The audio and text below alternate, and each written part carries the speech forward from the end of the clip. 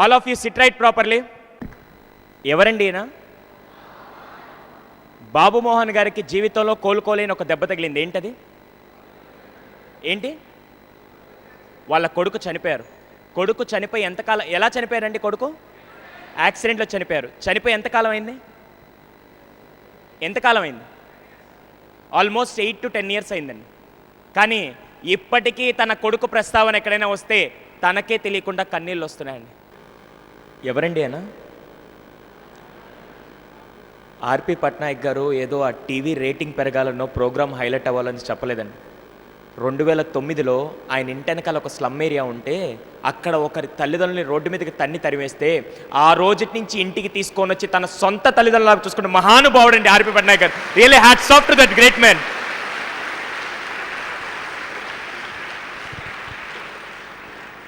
ఎందుకు సార్ మీకు old age హోమ్లు అంటే ఎంత కసి అంటే, 2010లో మా తాతగారు మతిస్థిమితం లేకుండా ఇంట్లో నుంచి వెళ్ళిపోతే ఆయన్ని వెతుక్కుంటూ మాది నెల్లూరు అండి. నెల్లూరు, తిరుపతి అన్ని ప్లేసెస్ తిరగడం మొదలుపెట్టాను. ప్రతిరోజు గుళ్ళు అన్నీ తిరుగుతూ ఉంటే చాలామంది అన్నారు, వెళ్ళి ఎక్కడైనా ఓల్డేజ్ హోమ్లో వెతకొచ్చు కదా, ఎవరన్నా డ్రాప్ చేసి ఉంటారంటే ఆ రోడ్ నుంచి ప్రతిరోజు ఒక్కొక్క ఓల్డేజ్ హోమ్కి వెళ్ళేవాడిని. వెళ్ళిన ప్రతిసారి ఏ రోజు రాత్రి ఇంటికి వచ్చి అన్నం తినేవాడిని కాదు, అలాగే ఏడుస్తూ కూర్చునేవాడిని.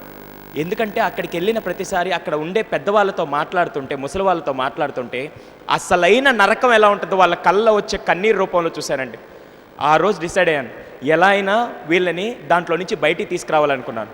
కానీ నాకు ఫైనాన్షియల్ స్టేటస్ లేదండి. అప్పుడు వెళ్ళి ఆ తల్లిదండ్రుల యొక్క పిల్లల ఇంటికి వెళ్ళాను. వెళ్ళి, సార్ ఎందుకు సార్ మీ తల్లిదండ్రులు ఇలా వదిలేస్తారు, హ్యాపీగా తీసుకొని వచ్చి చూడొచ్చు కదా అంటే అప్పుడు వాళ్ళు అన్నారు, అరే నువ్వు ఫస్ట్ పెరిగి పెద్దయి పెళ్లి చేసుకొని పిల్లల్ని కానీ తర్వాత నీ తల్లిదండ్రులను చూసుకొని తర్వాత మాకు వచ్చి చెప్పనేవాళ్ళు. అది రైటా అండి? కానీ అప్పుడు ఏం చేయాలో తెలిసేది కాదు. అప్పుడు డిసైడ్ చేసుకున్నానండి, ఒకవేళ లోపల ఉండే వాళ్ళని బయటికి తీసుకురాలేకపోవచ్చు, కానీ ఇక నుంచి బయట నుంచి ఎవరిని ఓల్డేజ్ హోమ్ లోపలికి పంపించుకున్నా సరిపోతుందని చెప్పి ఆ రోజు డిసైడ్ అయ్యానండి.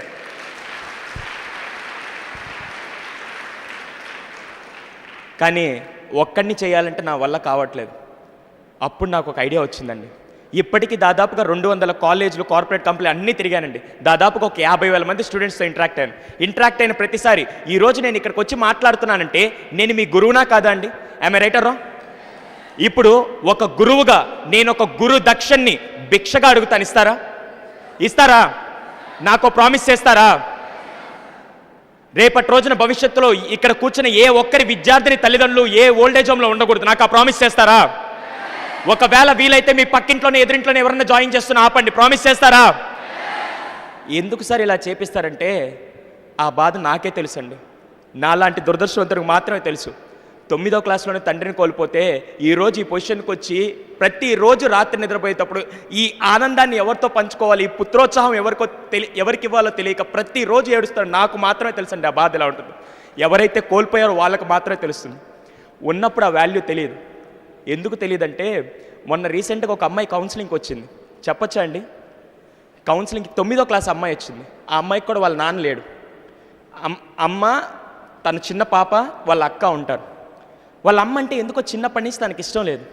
ఇష్టం లేకుండా అలా ఉన్నప్పుడు ఒకరోజు రాత్రి 7 గంటలకి భోజనం చేసే టైంకి అమ్మ భోజనం పెడుతూ ఉంది. ఏదో మాట అనేసరికి ఒక్కసారిగా లోపలుండే బర్స్ట్ అయిపోయింది. కోపం బర్స్ట్ అయిపోయి తినే ప్లేట్ తీసి ఇలా విసిరి కొట్టి, అసలు నువ్వు తల్లివేనా? నీకు 2 కూతుర్లు ఉన్నారు, అక్క నేను. నీకు పెద్ద కూతురు అంటే ఇష్టం, నేనంటే ఇష్టం లేదు. అలాంటప్పుడు నన్ను ఎందుకు కన్నావు? పురుట్లోనే చంపేసి ఉంటే పోయిండేది కదా. నిన్న అమ్మ అని పిలవడానికి కూడా నాకు నోరు రావట్లేదు. చావనైనా చస్తాను కానీ ఇంకోసారి ఇంట్లో మాత్రం ఉండనని చెప్పి సాయంత్రం 7 గంటలకి కట్టుబట్టలతో అలాగే వెళ్ళిపోయింది. ఒకటే డిసైడ్ అయింది, నేను చావనైనా చస్తాను కానీ మళ్ళీ ఇంటికి మాత్రం రానని చెప్పి అలా ఏడుస్తూ వెళ్ళిపోయింది. ఎక్కడికి వెళ్తుందో తెలియదు. తన దగ్గర డబ్బులు లేవు. 8 అయింది, 9 అయింది, అలా నడుచుకుంటూ వెళ్తుంది. కానీ ఒకటే డిసైడ్ అయింది, తిరిగి మాత్రం ఇంటికి రాను, చావనైనా చస్తాను. అలా వెళ్తున్న అమ్మాయికి అంతసేపు నడిచెళ్ళేసరికి ఆకలేయడం మొదలుపెట్టిందండి. తన దగ్గర తినడానికి డబ్బులున్నాయా? పోనీ ఎవరినైనా అడగగలుగుతుందా? పోనీ అడుక్కోగలుగుతుందా? భారతదేశంలో ఏ తల్లిదండ్రులు వాళ్ళ పిల్లలకి నేర్పించలేదండి ఎలా అడుక్కోవాలి. సో ఆ పాపకి ఏం చేయాలో తెలియక అలా ఏడుస్తూ ఉన్నప్పుడు పక్కనే ఒక నూడిల్స్ షాప్ అతను ఉన్నాడు. ఆయన చూసి ఈ పాపకి ఏదో ప్రాబ్లం ఉందని చెప్పి ఆ పాపని లోపలికి తీసుకొని వచ్చి ఆ పాపకి ఒక కప్ ఆఫ్ నూడిల్స్ ఇచ్చారండి. అంత ఆకలితో ఉన్నప్పుడు మనకి ఎవరన్నా ఆహారం పెడితే వద్దంటావా? వెంటనే అమ్మాయి కూడా ఒక్కసారిగా ఆ నూడిల్స్ తీసుకొని తినడం మొదలు పెట్టేసిందండి. అలాగే ఏడుస్తూ నూడిల్స్ అంతా తినేసింది. తినేసి ఆ కప్పు పక్కన పెట్టి వెంటనే ఆయన దగ్గరికి వచ్చి ఆయన కాళ్ళ మీద పడి నమస్కారం చేస్తూ, సార్ మీరు దేవుడు సార్ అని చెప్పబోతున్నాను. వెంటనే ఆయన ఒకసారి ఆపి, అమ్మ ఒక్క నిమిషం, నేనెవరో కూడా నీకు తెలియదు, ఐఎమ్ జస్ట్ స్ట్రేంజర్, నేనెవరో కూడా నీకు తెలియదు. After all cup of noodles ఇచ్చానని చెప్పి నన్ను దేవుడు అంటున్నావు కదా, మీ ఇంట్లో ఏం జరిగిందో నాకు తెలియదు. 16 ఏళ్ళగా వాళ్ళ కళల్ని పక్కన పెట్టి నీ ప్రపంచాల కోసం బతుకుతున్న నీ తల్లిదండ్రులు ఒక్క మాట అన్నారని ఈరోజు ఇంట్లో నుంచి వచ్చేసావు, నీకు ఇది న్యాయమేనా అని ఒక్క మాట అడిగాడండి. ఆ అమ్మాయి ఇంకెక్కెక్కి ఆడవడం మొదలుపెట్టింది. అలాగే ఏడుస్తూ ఇంటికి బయలుదేరింది. ఇంటికి వస్తున్నప్పుడు కూడా ఒకే ఆలోచన, అమ్మ కొడుతుందో అమ్మ తిడుతుందో అని చెప్పి ఆలోచిస్తూ వస్తుంది.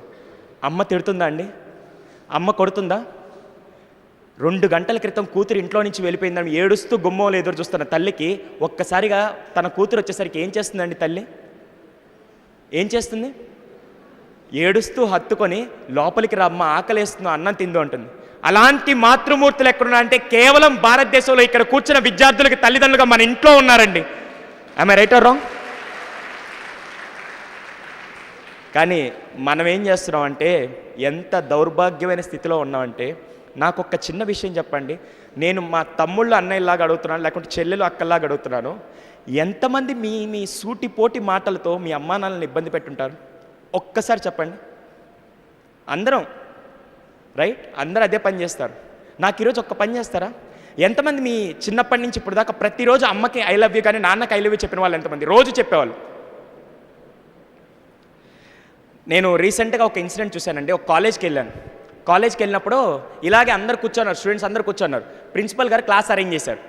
క్లాస్ అరేంజ్ చేస్తే నేను ఇలా క్లాస్లోకి ఎంటర్ అయ్యాను. నా జీవితంలో నేను ఎప్పుడు తలదించుకోలేదండి. కానీ ఆ రోజు క్లాస్లోకి రాగానే తలదించుకొని బయటికి వెళ్ళిపోయాను. వెంటనే ప్రిన్సిపల్ గారు వచ్చారు. ఏంటి సార్ ఎక్కడికి వెళ్ళిపోతున్నారు, క్లాస్ తీసుకోవాలి కదంటే, నేను వీళ్ళ క్లాస్ చెప్పనండి అన్నాను. ఏమైంది సార్, మీకు డబ్బులు ఇచ్చాం కదా, నేను డబల్ మీకు బ్యాక్ ఇస్తాను, నేను మాత్రం వీళ్ళ క్లాస్ చెప్పను అన్నాడు. ఏమైంది సార్ అన్నాడు. సరే నేను మీకు సమాధానం చెప్పను కానీ విద్యార్థులకు సమాధానం చెప్తాను, క్లాస్లోకి వచ్చానండి. ఎందుకు వెళ్ళిపోయానో తెలుసా? క్లాసు గోడల మీద మనం చదివే కళాశాల కానీ ఇల్లు కానీ దేవాలయం అంటారు, అంతేనా? ఇప్పుడు ఇక్కడ కూర్చున్నా ఇది దేవాలయం కిందే, కొత్త ఇన్ఫర్మేషన్ నేర్చుకున్నాం. ఆ క్లాసు గోడల మీద ఏం రాస్తున్నారు తెలుసా అండి? ఇంటర్మీడియట్ విద్యార్థులు ప్రతి గోడ మీద పవర్ స్టార్ పవన్ కళ్యాణ్, జై బాలయ్య, జనసేన, అల్లు అర్జున్ అని చెప్పి ప్రతి గోడ మీద ప్రతి పేరు రాస్తున్నారండి. నేను ఒక్కటే మాట్లాడాను, తమ్ముళ్ళు బాగా రాశారు, ఎక్సలెంట్, మంచి పేర్లు, డిజైన్లు అన్నీ బాగానే ఉన్నాయి. అన్ని పేర్లు రాసిన మీకు ఎక్కడా మీ నాన్నగారి పేరు రాయాలనిపించలేదని చెప్పి ఒకటే అడిగానండి. మీ నాన్నగారి పేరు ఎక్కడ గోడ మీద రాయాలనిపించలేదని అడిగాను. వెంటనే వాళ్ళు ఆశ్చర్యపోయారు. ఏంటి సార్? ఏం లేదు బాబు, నేను కరెక్ట్గా 15 నిమిషాలు టైం ఇస్తాను. బయటికి వెళ్ళి వచ్చేసరికి ఏ గోడ మీద ఏ హీరో పేరు ఉండకూడదు. మీరు ఏం చేస్తారు నాకు తెలియదు. 15 నిమిషాలు టైం ఇస్తాను. గోడ గీకతారా, పెయింట్ వేస్తారా, మీ ఇష్టం. 15 నిమిషాల తర్వాత వస్తే ఏ గోడ మీద ఎవరిది ఉండకూడదు. కానీ ఏమి రాసి ఉండాలంటే, ప్రతి గోడ మీద పెన్ను, పెన్సిల్ తీసుకొని Sudheer son of Sivaramaiah, Suresh son of Krishna అని చెప్పి మీ పేరు, మీ నాన్న పేరు అన్ని గోడల మీద రాయమని చెప్పారు. వెంటనే నేను వెళ్ళిపోయాను. 15 నిమిషాల తర్వాత తిరిగి వచ్చేసరికి పాప మీ పిల్లలు ఏం చేశారంటే, పైన ఎక్కడ హాస్టల్ మీద పెయింట్ డబ్బాలు ఉంటే అవి తీసుకొని వచ్చి మొత్తం వేసేసి పెన్తో రాసి పెట్టారు. లోపలికి రాగానే అడిగాను, మీకు సినిమా హీరోలు అంటే ఇష్టం అనండి. సార్ భలే ఇష్టం సార్, ప్రాణం అన్నారు. వెరీ గుడ్ అమ్మా. సినిమా హీరోల మీద మనం చూపించేదాన్ని ఏమంటారమ్మా? అభిమానం. తల్లిదండ్రుల మీద చూపించేదాన్ని మనం ఏమంటాం? పిల్ల జమీందార్ సినిమాలో ఒక మంచి డైలాగ్ ఉంటుందండి. ఏంటంటే, దేవుడు మనుషుల్ని ప్రేమించడానికి వస్తువులను వాడుకునే దానికి సృష్టిస్తే మనం వస్తువుల్ని ప్రేమిస్తూ మనుషుల్ని వాడుకుంటున్నాం అని చెప్పేసి ఆ సినిమాలో ఒక డైలాగ్ ఉంటుంది. అలాగే దేవుడు ఏం చెప్పాడంటే, అరే పిచ్చి జనాలారా, అభిమానాన్ని గుండెల్లో పెట్టుకొని ప్రేమని పంచండి అని నేను చెప్తే మీరు ప్రేమని గుండెల్లో పెట్టుకొని అభిమానాన్ని పంచుతున్నారు, ఫస్ట్ అది మారండి అని చెప్పి దేవుడు చెప్తున్నాడండి. ఈ రోజు నుంచి ఎక్కడో ఉంటే ఇంకొక ఇన్సిడెంట్ చెప్పొచ్చు అండి, నాకు తెలియదు ఈ వీడియో ఎక్కడికి వెళ్తుంది, ఎవరు ఫ్యాన్స్ వచ్చి నన్ను కొడతారు నాకు తెలియదు. కానీ నేను ఎవరి ఫ్యాన్స్ని హర్ట్ చేయట్లేదు. కానీ నేను ఒకే ఒక విషయం చెప్పాలనుకున్నాను. ఒక అన్నయ్యగా ఒకటి చెప్తాను, మీరు ఇంటికి వెళ్ళి ఒకటి చేస్తారా చేయరా? సో ఈరోజు ఇంటికి వెళ్ళి ఒక పని చేయండి. ఏంటంటే, మీరు ఇంటికి వెళ్ళినప్పుడు మీ అమ్మో నాన్నో ఎవరో ఒకరు ఉంటారు కదండి, మదర్ ఆఫ్ ఫాదర్ ఎవరో ఉంటారు. ఓకే, ఇంటికి వెళ్ళగానే సైలెంట్గా వెళ్ళి ఏం చేయద్దు. ఇంటికి వెళ్ళి బ్యాగ్ అక్కడ పెట్టేసి నేరుగా అమ్మ దగ్గరికి వెళ్ళి, అమ్మ ఉంటే అమ్మ, నాన్న ఉంటే నాన్న. వెంటనే ఏం చెప్తారంటే, తెలుగులో చెప్తే వాళ్ళకి ఈజీగా ఉంటుందో, ఇంగ్లీష్లో చెప్తే వాళ్ళకి ఈజీగా ఉంటుందో చేయండి, నాకు సంబంధం లేదు. కానీ ఏం చెప్తారంటే, అమ్మ దగ్గరికి వెళ్ళి, అమ్మ ఐ లవ్ యూ, నాన్న ఐ లవ్ యూ అని ఒక మాట చెప్పండి. వెంటనే అమ్మ అంటుంది, ఏరా దారిలో బాగానే వచ్చావు, కుక్క ఏమైనా గడిచిందా? నాన్న అంటాడు, ఏరా బిస్కెట్లు వేస్తున్నావు, డబ్బులు ఏమైనా కావాలా, మామూలుగా అడగొచ్చు కదా అంటారు. కానీ ఆ రోజు రాత్రి మాత్రం వాళ్ళిద్దరు అన్నం తినరండి. 18 ఏళ్ల వయసులో ఉండే కొడుకు వచ్చి ఇన్ని రోజులు చెప్పండి నేను ప్రేమిస్తున్నానని చెప్పి కొడుకు వచ్చి చెప్పారని, కూతురు వచ్చి చెప్పారని, ఆ రోజు ఆ తల్లిదండ్రులు అన్నం తినరండి. పక్కన 10 మందికి వెళ్ళి చెప్తారండి. అలాంటి అమాయకులు ఎవరంటే మన అమ్మా నాన్నలండి. అర్థమవుతుందా? ఈరోజు ఒక్కరోజు ఇలా చేయండి. చేసిన తర్వాత నాకు వచ్చి చెప్పండి, అన్నయ్య నేను చెప్పంగానే వాళ్ళ కళ్ళల్లో ఆనందం చూశానని చెప్పి నాకు ఫోన్ చేసి చెప్పండి, లాస్ట్లో నెంబర్ ఇస్తాను. ఒక్కసారి చేశారనుకోండి ఎలా ఉంటుందంటే 10 సార్లు మనం దాన్ని నేను ఒక యాక్టివిటీ చేసి చూపిస్తాను. మీ అందరు దాన్ని ఇన్వాల్వ్ అవుతారు యాక్టివిటీలో? Yes or no? So activity మీరు అందరు చేయాలి. అది నేను చేస్తాను. ఈ ఒక్క యాక్టివిటీ చేస్తే ఇంకొక ఎగ్జాంపుల్ ఉంది, చెప్పచ్చా? దయచేసి ఫ్యాన్స్ అందరికీ చెప్తున్నాను, ఇది ఎవరిని హర్ట్ చేయడానికి కాదు, కానీ తెలియజెప్పడానికి చేస్తున్నాను. మా ఇంటి పక్కన దీపావళికి సెలవులకి వెళ్ళాను సార్. సెలవులకి వెళ్ళినప్పుడు ఏం జరిగిందంటే మా ఇంటి బయటే ఒక పోస్ట్ చేశారు. ఎవరిదంటే పేరు కూడా చెప్తాను, నాకేం భయం లేదు. రెబల్ స్టార్ ఎవరు? ప్రభాస్ ఫోటో వేసి ఒక కటౌట్ పెట్టినారు. ఎంత కటౌట్ అంటే ఫ్లెక్స్ పెట్టించినారు. ఆ దీపావళి ముందు రోజు ఎప్పుడు ఆయన పుట్టినరోజు అంట. ఓకే, పుట్టినరోజు అండి. ఫ్లెక్స్ వేయించినారు. కింద ఏం రాస్తున్నారంటే ఫోటో పెట్టి చరణ్, మా ఫ్రెండ్ పేరు చరణ్ అండి, వాడి పేరు వేయించినారు. వాడు ఏం చేస్తున్నాడంటే నాతో పాటు బీటెక్ కంప్లీట్ అయిపోయింది, కాకుంటే ఒక దగ్గర జాబ్లో జాయిన్ అయ్యాడు. మళ్ళీ ఆ జాబ్ నచ్చక వచ్చేసాడు. ఇప్పుడు ఖాళీగా ఇంట్లో ఉన్నాడు. ఓకేనా, ఖాళీగా ఇంట్లో ఉన్నాడు. ఫ్లెక్స్ వేయించాడు. ఒకసారి నేను అపార్ట్మెంట్లో నుంచి బయటికి రాని ఫ్లెక్స్ కనపడింది. అరే చాలా బాగుంది అని చెప్పి నేరుగా వాడి దగ్గరికి వెళ్ళాను. ఏంది మా ఫ్లెక్స్ వేయించావు ఏంటంటే, ఏం లేదు ప్రభాస్ బర్త్డే అన్నాడు. అర్రే భలే ఉంది. అది పోస్ట్ ఏంటి తెలుసా? రెబల్ సినిమాలో వాడు ఇంటర్వెల్ షాట్లో బ్లాక్ డ్రెస్ వేసుకొని వాడు బయటకు వస్తున్నాడు చూసారా, అది చాలా కట్అవుట్ భలే ఉంటుంది. ఇలా వస్తున్నప్పుడు ఆయన ఫోటో కింద చరణ్ ఫోటో పెట్టింది, సూపర్గా ఉంది. నేను వెంటనే వెళ్ళి బాగా ఇంట్రెస్టింగ్, మా ఫ్లెక్స్ ఎంత అయిందని అడిగాను. ఏముందిరా 2500 అయింది. సూపర్. అవును ఇప్పుడు జాబ్ లేదు కదా, ఎలా తీసుకొచ్చాడు? డాడీని అడిగాను, డాడీ ఇచ్చాడు. నేను అడగగానే డాడీ ఇస్తాను. సూపర్, మంచిది, చాలా బాగా చేశావు. ఇంకోటి, ఈరోజు ప్రభాస్ బర్త్డే కదా, పోనీ నువ్వు ఇక్కడ ఫ్లెక్స్ వేయించినట్టు ప్రభాస్కి తెలుసాను. హే ప్రభాస్కి అట్ట తెలుస్తుంది, ఆయన అక్కడ ఉంటాడు, ఆయనకేం తెలుస్తుంది? ఓ నువ్వు ఫ్లెక్స్ వేయించినట్టు ప్రభాస్ తెలీదా? Okay okay, very good. పోనీ నువ్వు ప్రభాస్కి ఫోన్ చేసి బర్త్డే విష్ చేశాను. మన దగ్గర నెంబర్ ఎక్కడ ఉంది? మనం ఊరినే ఏదో మన ఆనందం కోసం వేయించాను. Very good. అంటే నువ్వు ఫ్లెక్స్ వేయించినట్టు ప్రభాస్ తెలియదు అనమాట. తెలియదురా అన్నాడు. పోనీ నువ్వు బర్త్డే విష్ చెప్పావా? ఇక్కడ నెల్లూరులో చరణ్ అని ఒకడు ఉన్నాడు, వాడు ఫోన్ చేసి చెప్తాడని చెప్పి నువ్వేమైనా చెప్పాను? నేను చెప్పలేదని. Okay very good. ఎంత అయిందని అడిగా. 2500 రా, ఫ్లెక్స్ వచ్చి 1500, కట్టిన దానికి 1000 రూపాయలు అన్నాడు. సూపర్. సరే కానీ మార్కెట్లో ఒక చీర ఎంత వద్దమ్మా? నార్మల్ సాదా సీదా చీర ఎంత వద్ది? 500. Very good. ఒక ప్యాంటు షర్ట్ ఎంత అవుతుంది? ఎంత? 1000 రూపాయలు వస్తుందా? ఏ క్లాస్ 1000 రూపాయలతో వస్తుంది. అదే 2500 తీసుకొని నేను వాడికి ఇదే చెప్పాను, అరే ఇంకో 2500 తీసుకో, ఇంకో 2500 తీసుకో. మీ డాడీ ఎంత అడిగినా ఇస్తాడు కదా, గొప్పడు కదా. ఇంకో 2500 తీసుకో. నేరుగా షాప్కి వెళ్ళు, 500 పెట్టి అమ్మకి చీర, నాన్నకి 1000 రూపాయలు పెట్టి బట్టలు తీసుకొని ఇంకో 1000 రూపాయలు మిగలదు కదా, ఆ 1000 రూపాయలు ఆ కవర్ మీదే పెట్టి నేరుగా ఇంటికి వెళ్ళి, అమ్మ ఇద్దో నీకోసం చీర తీసుకొని వచ్చాను, నాన్న ఇద్దో నీకోసం బట్టలు తీసుకొని వచ్చాను, ఇద్దో ఇంకా 1000 రూపాయలు మిగిలిందని ఒక్కసారి మీరు ఇస్తే జీవితాంతం మిమ్మల్ని మర్చిపోతారండి.